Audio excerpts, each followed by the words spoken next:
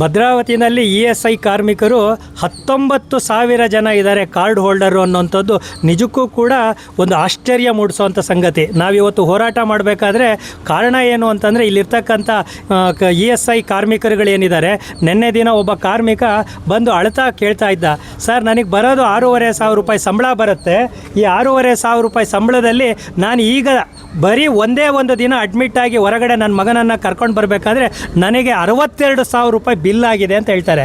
ಇಲ್ಲಿರ್ತಕ್ಕಂಥ ಇನ್ನೊಬ್ಬ ಕಾರ್ಮಿಕರ ಮುಖಂಡರ ಮಗ ನಿನ್ನೆ ಒಂದೇ ಒಂದು ದಿನ ಇಲ್ಲಿರ್ತಕ್ಕಂಥ ಹಾಸ್ಪಿಟಲ್ಲಿಗೆ ಹೋದಾಗ 1,700 ರೂಪಾಯಿ ಬಿಲ್ ಆಗಿದೆ.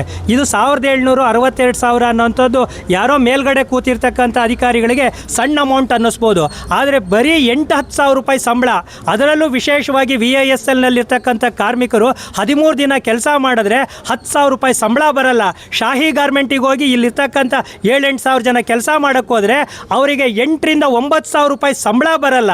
ಈ ಥರ ಇಟ್ಕೊಂಡು ಅವರದೇ ಸಂಬಳದಲ್ಲಿ ವಂತಿಕೆಯನ್ನು ಕಲೆಕ್ಟ್ ಮಾಡಿ ಕೊಡಬೇಕಾಗಿರ್ತಕ್ಕಂಥ ESIನ ಮೂಲ ಉದ್ದೇಶ ಅವರ ಕುಟುಂಬದವರಿಗೆ ಆರೋಗ್ಯ ಕೊಡಬೇಕು ಅನ್ನೋಂಥದ್ದು.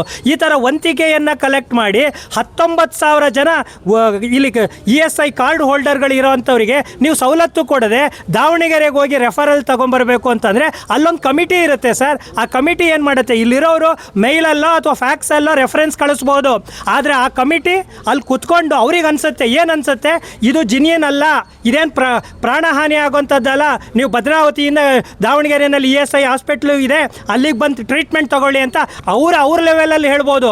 ಆದರೆ ಇಲ್ಲಿರ್ತಕ್ಕಂಥ ಕಾರ್ಮಿಕನಿಗೆ ಇರೋವಂಥ VISL ಹಾಸ್ಪಿಟಲ್ಲು ಸರಿಯಾದ ರೀತಿ ನಿರ್ವಹಣೆ ಮಾಡ್ತಾ ಇಲ್ಲ. ಇಲ್ಲಿರ್ತಕ್ಕಂಥ ಗೌರ್ನಮೆಂಟ್ ಹಾಸ್ಪಿಟಲ್ಗೆ ಹೋದರೆ ಒಂದು ಶೀತ ನೆಗಡಿಗೆ ಮಾತ್ರೆ ಕೊಡೋದು ಬಿಟ್ಟರೆ ಯಾವ ಸವಲತ್ತೂ ಇಲ್ಲ.